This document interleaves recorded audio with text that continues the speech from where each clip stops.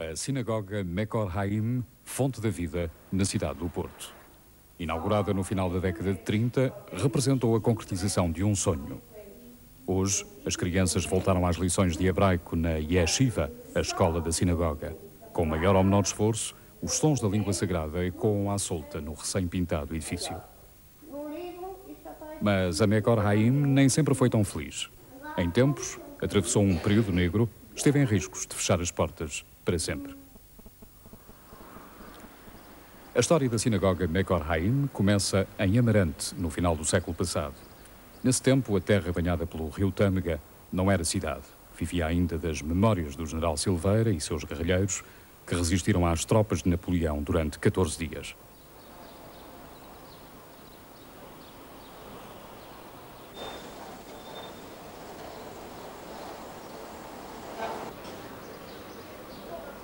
Num dia 18 de dezembro de 1887, o mesmo ano da conclusão da linha ferroviária do Douro, nasceu um menino numa casa burguesa de Amarante.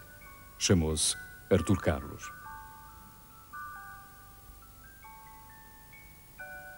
A mãe, Maria Ernestina, era conhecida pela severidade e pela devoção católica.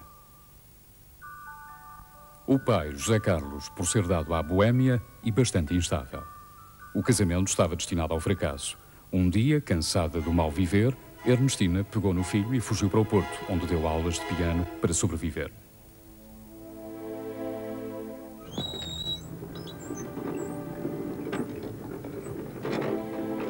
O Porto do princípio do século não era fácil para uma mulher afastada da vida familiar, sem marido e com um filho para criar. O marido, esse, recusava-se a enviar qualquer dinheiro aos fugitivos. Mal Artur Carlos fez o liceu, logo a mãe o despachou para a Escola Politécnica de Lisboa para lhe dar uma profissão que não envergonhasse o meio de onde vinha.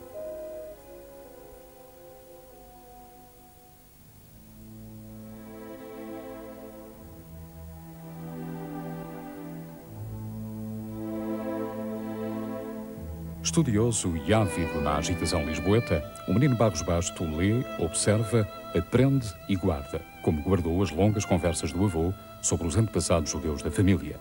Somos todos judeus, dizia-lhe o avô, segurando a Bíblia da qual lhe lia passagens.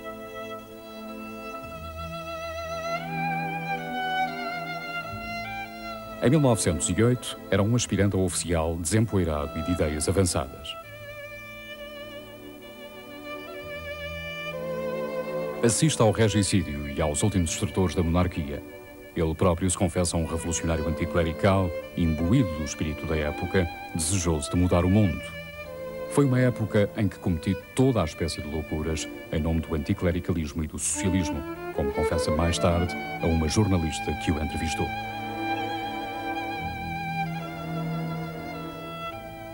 Em 1910, rebenta a Revolução. Lisboa, mais uma vez, fervilha. Na rotunda, os homens de Machado dos Santos preparam-se para a resistência dos fiéis à monarquia. Há recontros, muita agitação, mas vencem os revolucionários.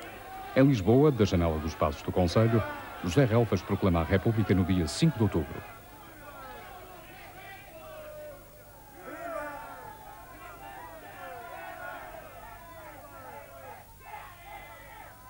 No Porto acontece o mesmo. Barros Basto, que se encontrava na cidade, participa em toda a agitação. Não quer ficar arredado deste momento histórico. Ele, que um ano antes entrara para a Carbonária pelas mãos do próprio Machado dos Santos, desfralda a bandeira republicana na janela da Câmara Municipal. Depois, segundo as suas próprias palavras, foi arrastado em ombros juntamente com os outros conspiradores. Uns meses antes da implantação da República, o jovem militar Barros Basto fora aceite na maçonaria. Frequentava a loja Montanha de Magalhães de Lima, a mesma de onde saíram o grosso dos revolucionários republicanos. No diploma que sempre o acompanhou, uma data, 9 de agosto de 1910. Era a República uma instituição ainda pouco consolidada quando estala nos Balcãs o conflito que haveria de dizimar uma boa parte da população europeia, a Grande Guerra. Em Portugal discutia-se a participação ou não no conflito. Venceu o partido que advogava o envio de tropas. Os portugueses haveriam de morrer como moscas nos campos de Lalis.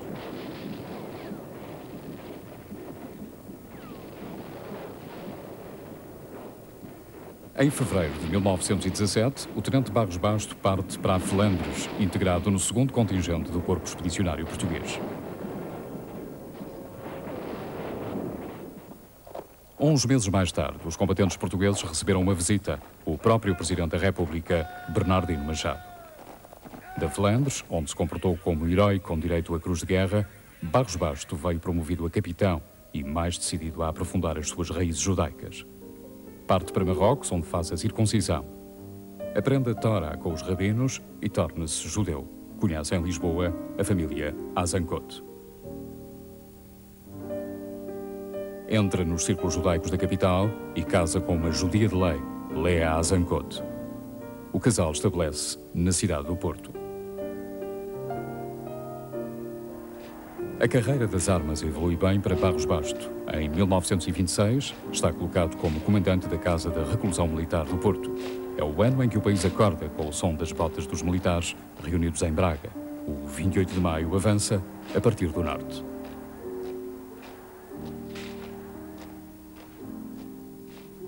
O general Gomes da Costa, herói da Primeira Guerra, é o líder do golpe que porá em marcha a ditadura militar. Um jovem tímido surge ao lado dos golpistas, Oliveira Salazar.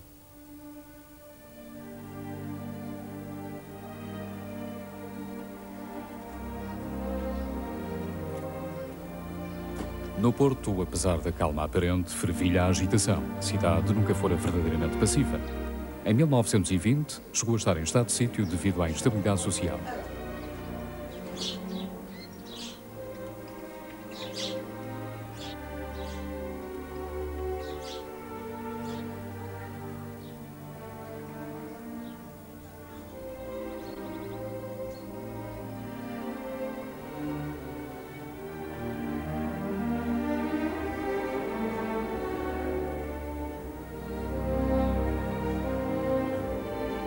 Para o capitão Barros Basto, porém, foram anos de profundo proselitismo.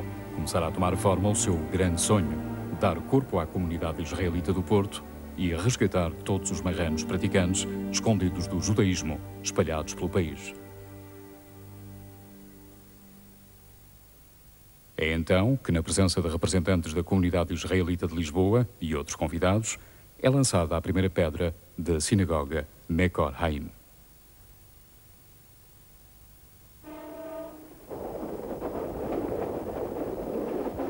O capitão não para um segundo. Parte à procura daqueles que, como o seu avô, esconderam as origens e a prática judaicas durante quase 500 anos. Barros Basto pensava serem aos milhares os judeus escondidos por obra e graça da conversão decretada por Dom Manuel. Mantiveram-se ao longo dos séculos cristãos por fora, mas judeus por dentro. Aldeias inteiras jogavam este jogo de aparências. Era com esses que Barros Basto queria falar e trazê-los novamente à prática da sinagoga. Durante anos, as terras de Trás-os-Montes foram batidas à procura dos escondidos.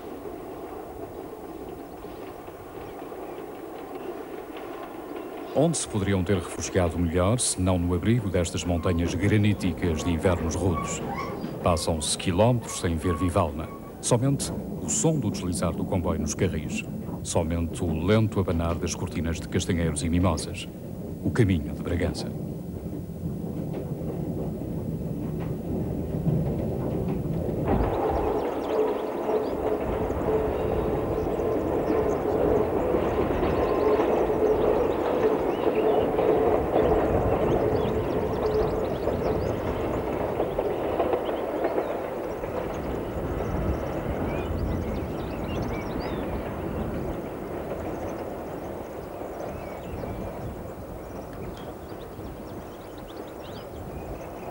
Mas o relógio parou na estação de Bragança. O comboio já não chega até aqui. A gare está vazia.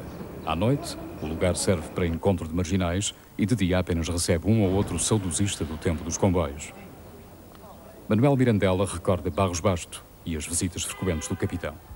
Toda a gente conhecia o capitão e tinha muito respeito pelo capitão. O capitão Barros Basto era um místico, tinha assim o ar de um místico. Não seria bem místico, eu não acredito, porque ele tinha muita personalidade. Era um indivíduo poderoso, não sabia a força interior que tinha, ele apercebia-se. e sabia que os judeus, os pobres, que aqui infelizmente só havia judeus pobres, que o respeitavam muito e que não lhe davam mais porque não podiam, porque até tinham medo das autoridades. Eles eram perseguidos pelas autoridades. Os judeus aqui eram perseguidos como cães. As estadas do capitão em Bragança eram um acontecimento. Andava sempre fardado e quem o conheceu recorda a forma imponente como descia a principal rua da cidade, a cumprimentar toda a gente, a falar com este e aquele acerca de um negócio ou da saúde da família. Manuel Mirandela era filho de um criptojudeu responsável pela então florescente comunidade de Bragança. No final dos anos 20, os marranos resgatados pelo capitão Barros Basto, eram algumas dezenas, estavam organizados numa comunidade e chegaram a ter sinagoga, rapino e uma escola que Manuel frequentou. Eu e muitos mais. Quantos é que eram? Éramos cerca de 25. Mas começámos só por 2 ou 3, começámos só eu e meus irmãos. O meu pai não tinha possibilidade de nos mandar a todos para a escola para aprender francês, inglês, que era sobretudo aquilo que eles ensinavam. Os alunos desta escola eram só judeus ou eram também cristãos? Leigos, cristãos, católicos até, alguns católicos, que não tinham possibilidades de arranjar lecionistas cá fora, não havia ninguém naquela altura. Artur Mirandela, o pai de Manuel, grande amigo de Barros Basto, era bancário. Um homem muito respeitado e, tal como o capitão, um crítico do regime político. Ninguém em Bragança ignorava as suas ideias.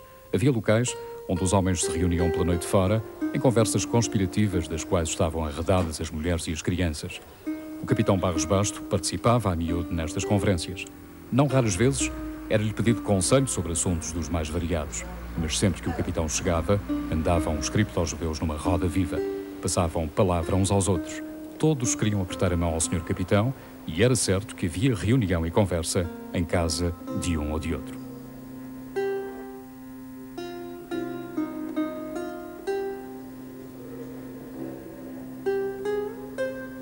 Nas frequentes deslocações a Bragança, Barros Basto ficava nesta casa. Pertencia a um amigo, um companheiro de armas. Apesar do correr do tempo, a cidade não perdeu ainda a memória dos lugares que foram tão familiares ao capitão.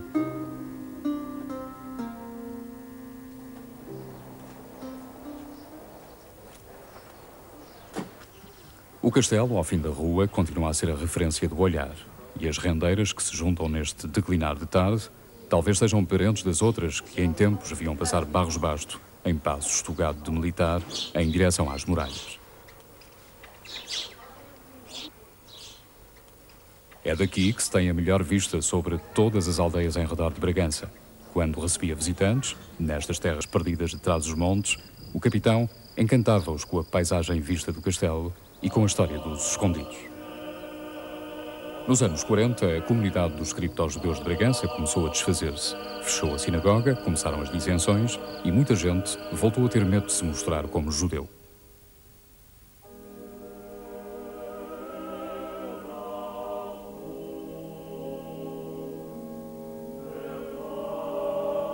As alfaias religiosas da sinagoga de Bragança dispersaram-se.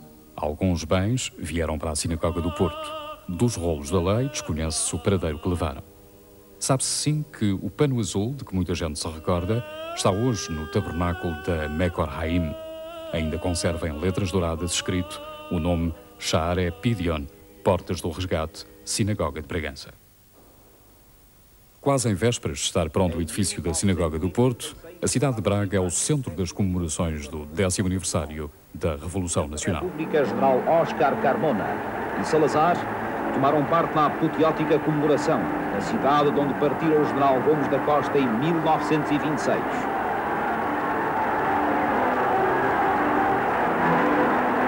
Mas o regime, iniciado 10 anos antes, começara a mudar. Oliveira Salazar era o rosto de um novo poder que se caracterizava pelo crescente autoritarismo. No comício do aniversário foram claramente enunciadas as bases de um novo regime corporativista, nacionalista e antiparlamentar. Deus, pátria e família.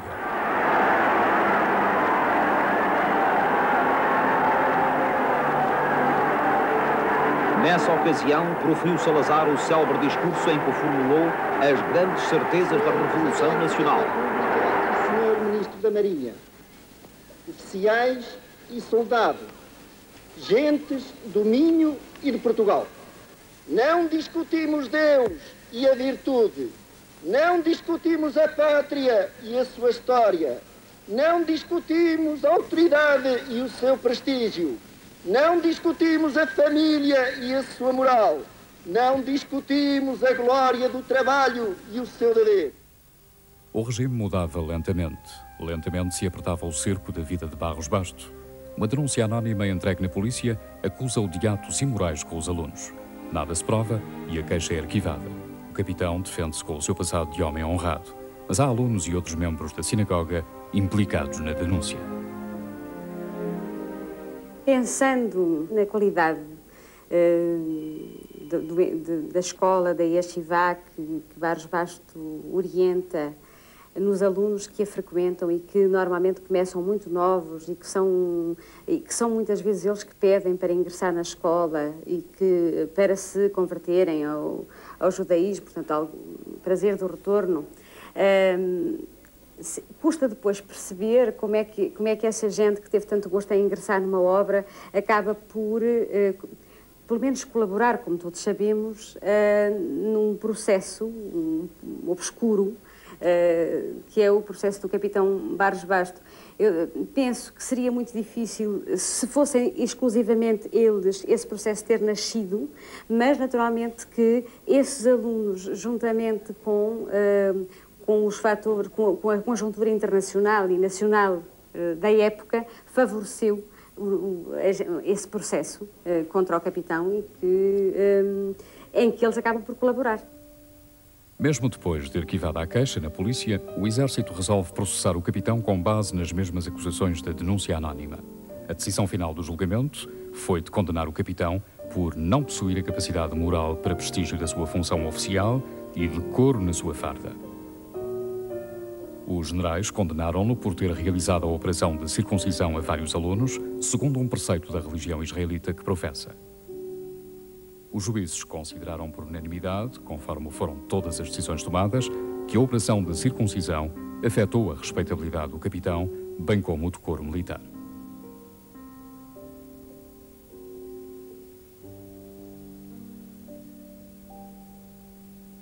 Ficou igualmente provado que, embora conhecendo as afrontosas acusações, o capitão não usou qualquer atitude legal ou mesmo violenta para ilibar a sua honra e que só apresentou queixa contra os seus caluniadores já depois do assunto estar afeto ao foro militar. Apesar da defesa e da brilhante folha de serviços, Barros Basto é expulso do Exército. A filha Miriam recorda esse dia. O meu pai estava em pé, fardado, com uma farda que era fechada, um bocadinho aberta, e tinha um revólver ao lado. E nessa altura eu disse, o pai já veio, e dei-lhe um beijo, um mau costume, não é? E ele agarra-se a mim e desata num choro, uma coisa enorme. Eu não percebi. Mais tarde vim a perceber que foi o dia que ele veio de Lisboa, não é? E uma coisa muito chocante que ele com certeza deve ter pensado, porque quando veio de Lisboa, eu para lá deram-lhe uma guia para ir ao tribunal, de primeira, como oficial que era, só podia andar em primeira, não é? E para cá deram-lhe uma guia de um facão J. E o Helder Ribeiro, que o tinha acompanhado, disse, você vai em primeira como eu. E o meu pai disse, não preciso que me paguem nada. Cerca de um ano depois, em meio de uma crise na própria comunidade judaica, a sinagoga Mekor Haim foi inaugurada, em 16 de janeiro de 1938. Estava de pé a grande Catedral dos Marranos, no norte. Na cerimónia, tal como é descrita pelo Halapid, estiveram judeus de toda a Europa e representantes de várias religiões, além de sábios e homens de Estado. Presentes ainda muitos marranos, com os seus trajes regionais característicos. Foi um ato cheio de emoção, ouvindo-se a dado momento a portuguesa, o hino inglês, God Save the King, pelo muito que a Inglaterra protegeu os marranos portugueses, e o Hatkiva, a Esperança, o hino nacional judaico. O capitão Barros Basto leu a oração de Salomão do Livro dos Reis. Então, disse Salomão, o Senhor colocou o sol no céu, mas decidiu habitar na obscuridade. Edifiquei, pois, uma casa para a tua morada, o lugar onde habitarás para sempre.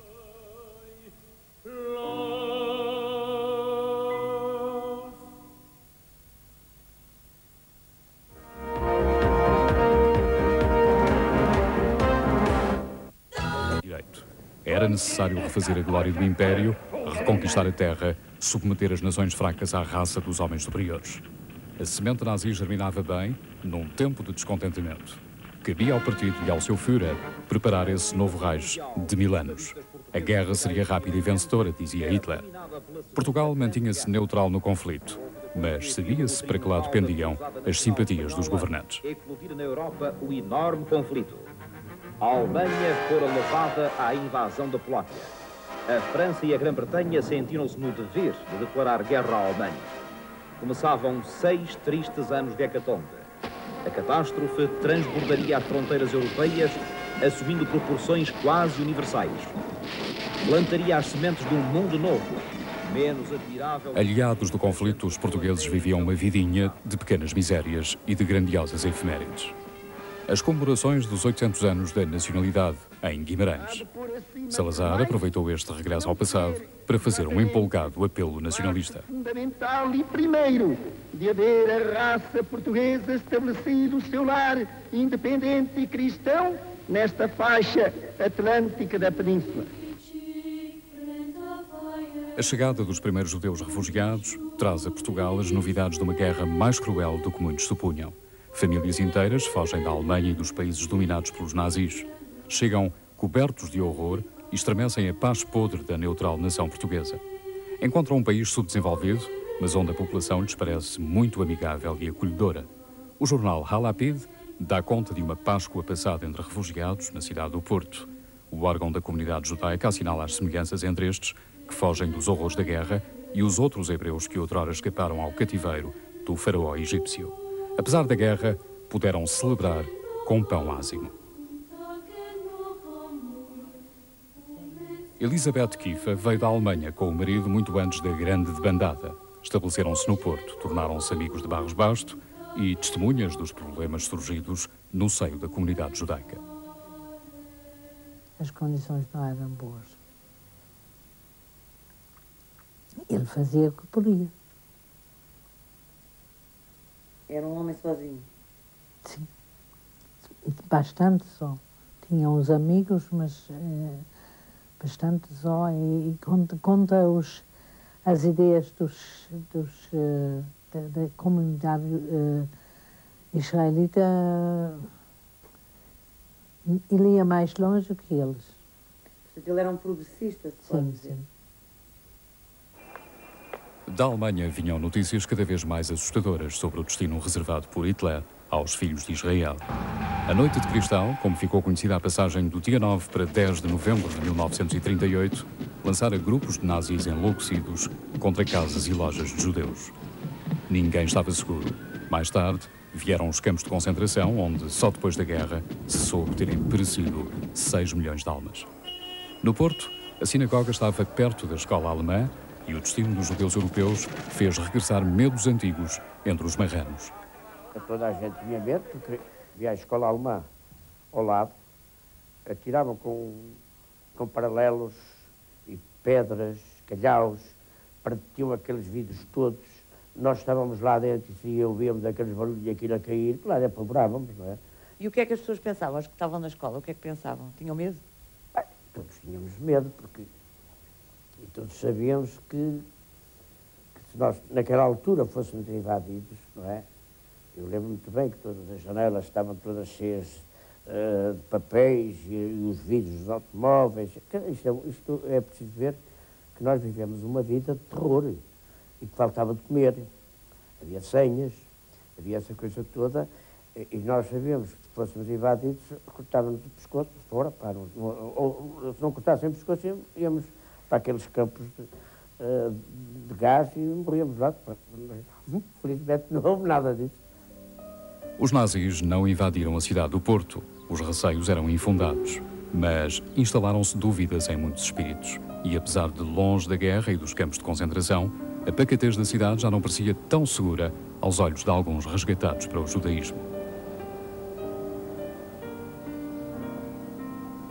Confinado ao Porto, Barros Basto mantinha-se empenhadamente na tarefa espiritual. Mas nem toda a gente ficou do seu lado. Havia lutas surdas para lhe abrandarem as iniciativas.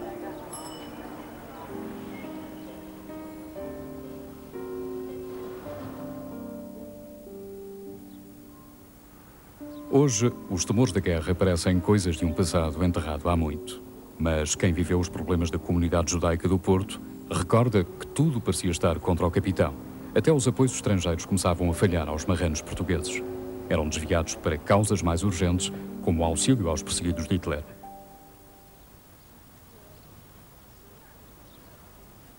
Em matéria de política doméstica, Barros Bastos estava cada vez mais crítico. Falava abertamente da hipocrisia de Salazar, a quem sem rebuço chamava o ditador, defendia a urgência da democratização do país. Ele também não escondia que era contra a situação. Não escondia nada, ele até gostava até de ir lá à brasileira, juntar-se com os amigos por serem todos contra a situação. E não isso não tem dúvidas nenhuma. E de resto o meu irmão tinha muita consideração por ele. Depois das conversas que tínhamos em casa, eu sabia que o meu irmão que tinha muita consideração por ele. Sem liberdade de associação e com a censura instituída, os críticos do regime desabafavam nos cafés da Baixa Portuense. A brasileira era frequentada por muitos deles. Barros Bastos era cliente assíduo. Tal como pregava aos marranos a necessidade de regressarem às crenças dos seus antepassados, empolgava os frequentadores das tertúlias e grupos do chamado reviralho com catilinárias contra a situação. Mas a cada crítica levantava-se uma orelha à escuta. Os informadores abundavam nestes locais policiados pelo regime. Os passos de Barros Bastos eram atentamente vigiados. As suas palavras eram cuidadosamente anotadas em centenas de relatórios de agentes sem nome.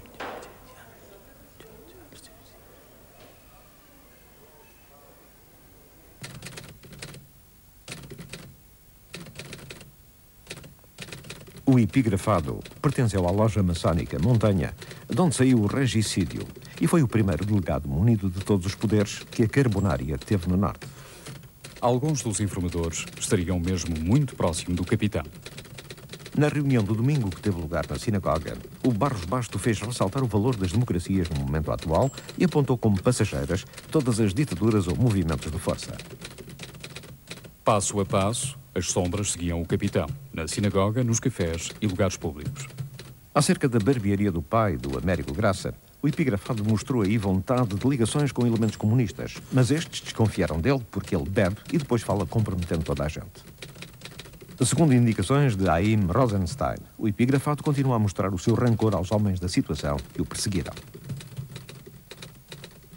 Nem mesmo quando Barros Bastos fazia um inocente passeio familiar pelas ruas do Porto, deixava de ter vigilantes no seu encalço. Às vezes íamos a passear e o meu pai sempre passeava, sempre nos contava histórias muito interessantes, com fundos morais ou coisas históricas, porque ele tinha uma bagagem muito grande intelectual, não é? E então, o Pido ia atrás de nós, não é? E às 2x3, ele metia-se numa porta e o Pido ficava baralhado. E ele disse assim, opá, estão aqui. Então ele tinha perfeita noção que andava a ser seguido sempre. Ele sabia que estava sempre seguido, porque o meu pai dizia, eu conheço-os todos pelas botas. Mas nem todos os informadores eram tão pouco subtis. Na Torre do Tombo, em Lisboa, o arquivo da PIDE-DGS guarda um processo volumoso sobre Barros Bastos.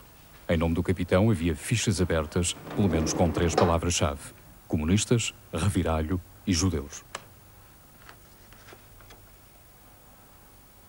Como era procedimento habitual, a polícia política varria toda a vida dos seus suspeitos. Além das informações recolhidas por agentes ou avançados, procurava na correspondência indícios de mau comportamento.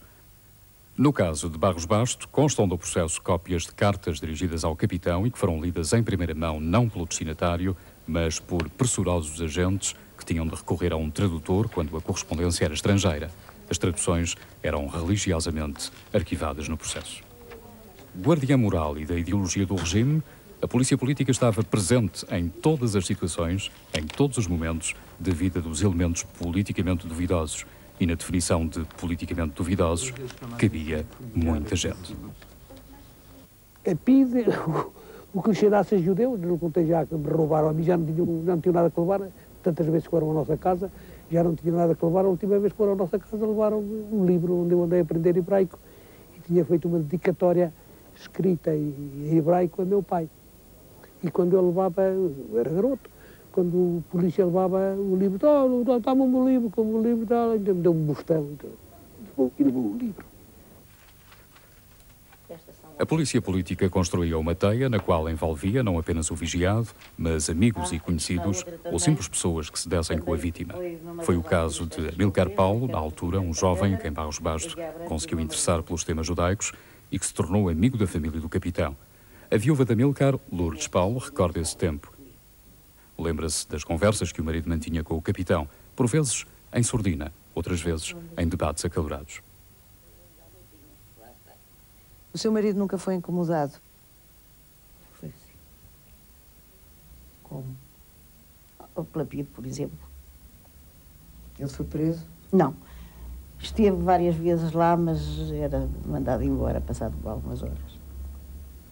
A cidade do Porto estava longe de ser pacífica em política. Possuía as características de uma cidade rural e tradicionalista, mas mantinha-se sempre na linha da frente da revolta. Os anos 20 foram marcados por uma grande insatisfação social. Os anos 30 pelo amadurecimento de uma geração de intelectuais contestatários. A tal ponto que, num relatório secreto feito durante a guerra, se dizia que, no Porto, 85% a 90% das pessoas eram reviralhistas desejosas que a vitória inglesa trouxesse a mudança política em Portugal. Beatriz Calbrandão era uma jovem estudante ativista contra o regime. Quando esteve detida, descobriu por acaso um colega informador da polícia. Controlava a ida dele. Eu passei um bocado da noite a olhar cá para fora, a ver o que se passava. Foi numa altura em que aquilo estava super lotado. E a certa altura fiquei surpreendida de ver entrar pela Porta do Cavalo, também por onde eu tinha entrado, um rapaz que era meu colega no instituto. E ele entrou por a mesma porta por onde eu tinha entrado e subiu umas escadinhas para o primeiro andar. E depois, dentro destes 8 dias, eu tive conhecimento com um moço que estava lá preso. E esse moço informou-me que por aquela porta, e pelas 3, 4 horas, entravam as pessoas que iam dar informações ao gabinete em cima. Portanto, esse rapaz que passou por ali era informador, que depois tive a confirmação que era mesmo. Claro, quando fui posta em liberdade, a primeira coisa que fiz foi chegar ao instituto e avisar aqueles colegas que eu sabia perfeitamente que não eram da situação e dizer-lhes, olha, passa-se isto assim, assim, vocês tenham cuidado porque há fulano. E, de facto, era ele, um bufo. Os bufos quase nunca eram descobertos. É o caso deste, que relatava assim os desabafos de Barros Basto. Em minha casa há dificuldades. Eu ando com o casaco roto, digo todo esfrangalhado, e mostrou-me as mangas aos pedaços. Eu, um oficial do exército português, ando neste estado. Quando não puder mais, mando a família para casa de parentes e vou carregar sacos para a Ribeira. Barros Basto, elemento de ligação entre o judaísmo e todas as tendências do Estado Novo. No dia 2 do corrente, entrou no café Brasileira e, lendo em voz alta a nota do governo, apreciou-a do modo seguinte. Isto só representa a cobardia e o medo deste ditador. Somos aliados da Inglaterra e é o maior crime ter-se declarado a neutralidade. Trata-se de um pederasta. É perigoso visto ligar-se a camadas sociais que desconhecem os problemas internacionais.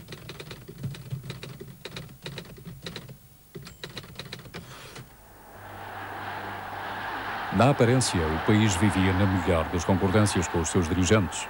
A propaganda encarregava-se de fazer o retrato desta nação pobrezinha, mas honrada e, principalmente, obediente. No final da guerra, a vitória dos aliados foi comemorada sob reserva, mas os apoiantes do regime promoveram uma manifestação espontânea de agradecimento a Salazar. A nação portuguesa, aqui representada em todas as suas atividades e organismos, vem afirmar-vos hoje a sua profunda gratidão, porque soubestes prever de longe as calamidades que ameaçavam o mundo e preparar e fortalecer o país para vencê-las.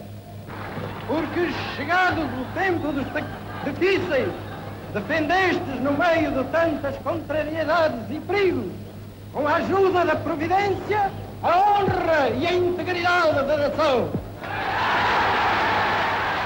Mas enquanto o regime transformava Salazar no pai da pátria, na casa de Barros Basto, no Porto, o clima era de profundo desencanto.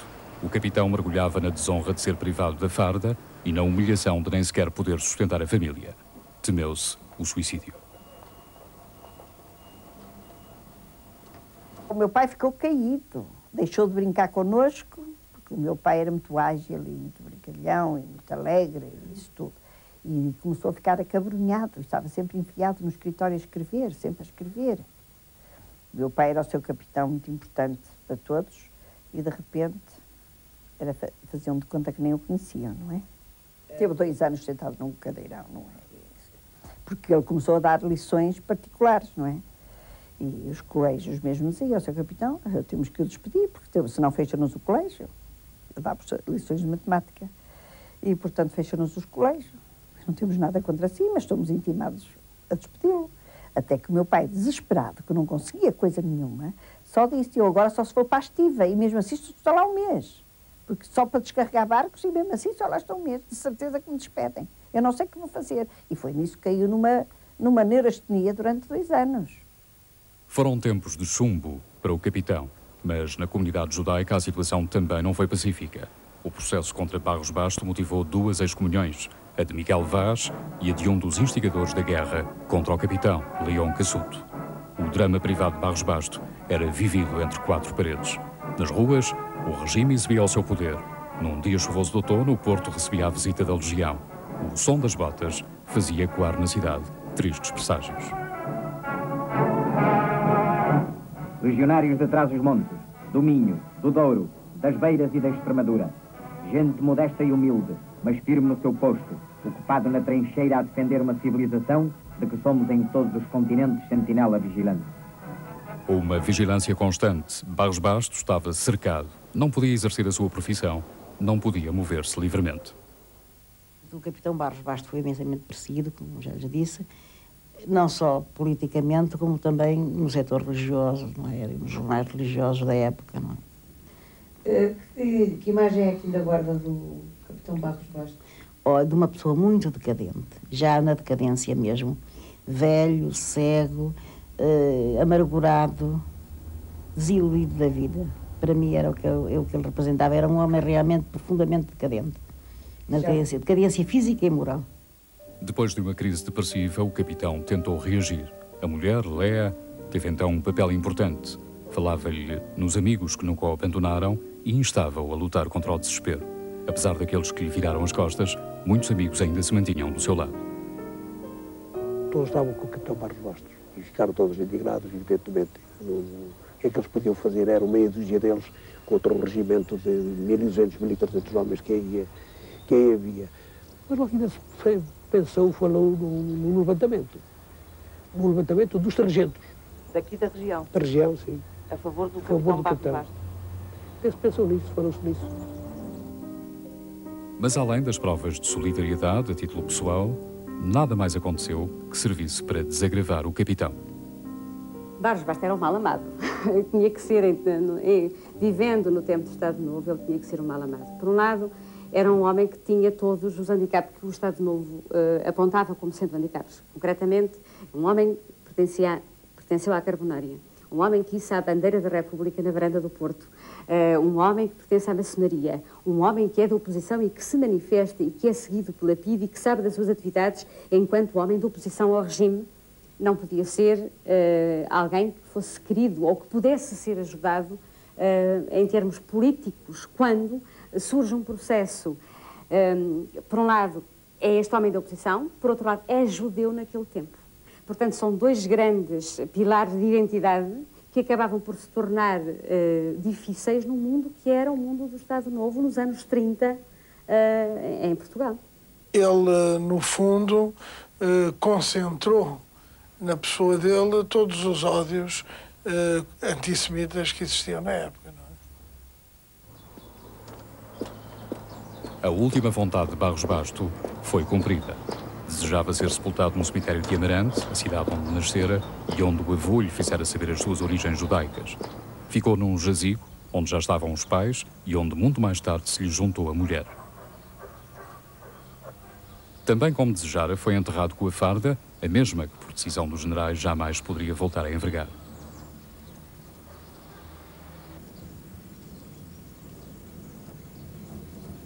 Diz a filha Miriam que, mesmo durante o velório, a PIDE não largou a casa do capitão, receosa das proporções que o funeral pudesse tomar. Os agentes seguiram o cortejo até Amarante. Barros Basto morreu em 8 de março de 1961, no mesmo ano em que começaram os problemas nas então chamadas províncias ultramarinas. Andar rapidamente e em força é o objetivo que vai pôr à prova a nossa capacidade de decisão.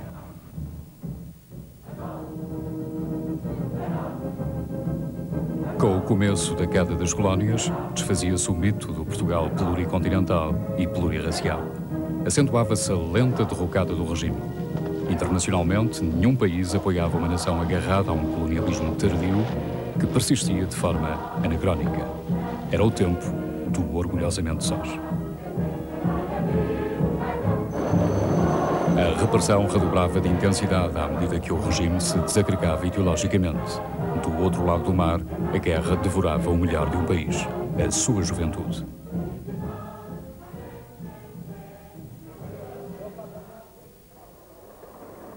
Até que numa madrugada de abril, as tropas saíram à rua. Não foi preciso disparar um tiro.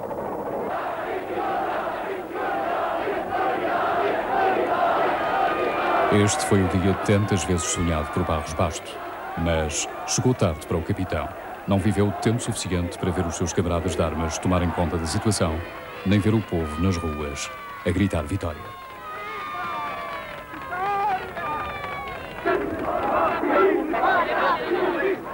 Com o 25 de abril, iniciou-se o desmantelamento da PIDE.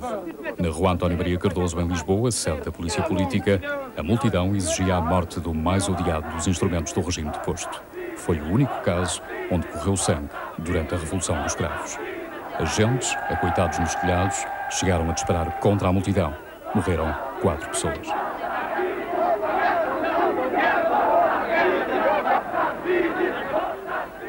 Esperançada que a nova situação corrigisse a injustiça feita a Barros Basto, a viúva pediu a reabertura do processo. Estava confiante no decreto da Junta de Salvação Nacional, que previa a reintegração dos militares separados do serviço por motivos políticos, mas o pedido foi indeferido. Começou então para a família uma angustiosa caminhada pelos labirínticos corredores jurídico-legais. Esclarecimentos e requerimentos não deram em nada, e o pedido de reabilitação acabou por ser indeferido e arquivado. E novamente o processo regressou aos subterrâneos militares, à espera que alguém vá novamente desenterrar o caso do capitão mal amado. A família começou a duvidar da possibilidade de cumprir a tarefa de reabilitar o nome de Barros Basto. Depois da morte da viúva, a filha Miriam não se tem poupado cartas nem esforços para reabrir o processo.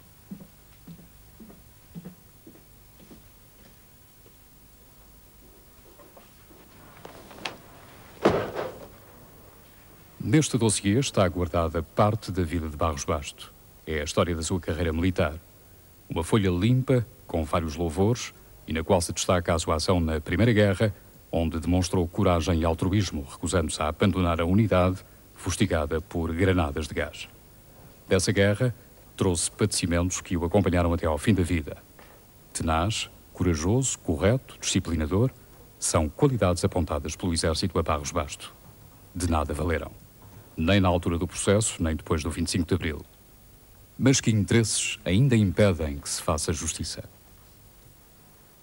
Interesses de caráter político, interesses de caráter de defesa da própria imagem da instituição militar, não querendo assumir, enfim, a sua intervenção num caso como o de Barros Basto e, de certo modo, alguma mãozinha da direita que neste país continua a ter a sua força e que, portanto, também não quer aparecer em público envolta numa vergonha que foi este processo. Mas, recentemente, o caso foi recordado nos jornais. Um parecer do Estado-Maior das Forças Armadas não descarta a possibilidade de revisão.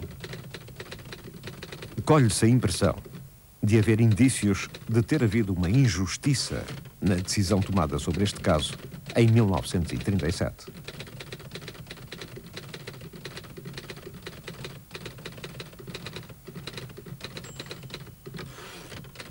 Procura-se demonstrar ter havido na época uma conjura contra o capitão Barros Basto, no seio da comunidade judaica do Porto, liderada por uma facção adversa a propósito da construção da sinagoga dessa cidade, falando-se mesmo na falsidade das declarações prestadas contra aquele oficial pelos seus alunos do Instituto Teológico Israelita, um dos quais ainda está vivo.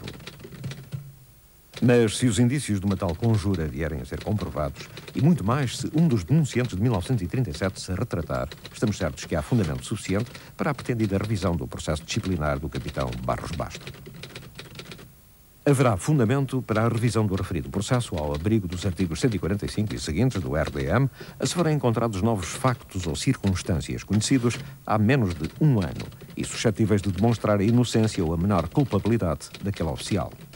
Mas afinal, de que é acusado ainda hoje o capitão? De estar na base de um processo sórdido em que participaram consciente ou inconscientemente alguns dos alunos da sinagoga. De concreto, apenas se provou o facto de ele ter praticado a cerimónia judaica de circuncisão. Quem é que acha que fez mal ao Barros Basto? Quem é que perseguiu o Barros Basto? Era exatamente uma pergunta que eu não queria responder, sabe? Não vale a pena, porque eu sei quem foi, não é? Já há um bocado, mais ou menos, mantém um bocado o véu, pronto, mas eu não posso realmente dizer quem foi, não é? Não quero dizer. Vai-me desculpar, mas eu não quero dizer. Quer dizer, porque não quero aborrecimentos, já tenho tido muitos. Alguns dos ex-alunos da sinagoga que estiveram envolvidos no caso Barros Basto já faleceram. Outros afastaram-se e recusam-se a falar desses tempos. Tantos anos depois, ainda é difícil romper o muro do silêncio. Depois destes anos todos, o que ficou do capitão Barros Bastos, além desta obra, desta magnífica construção, que representa um símbolo extremamente poderoso na altura em que foi erigido, e tudo o que representa hoje para a comunidade, fica também a memória de uma pessoa extremamente voluntariosa, cheia de energia e de iniciativa, que tinha um sonho.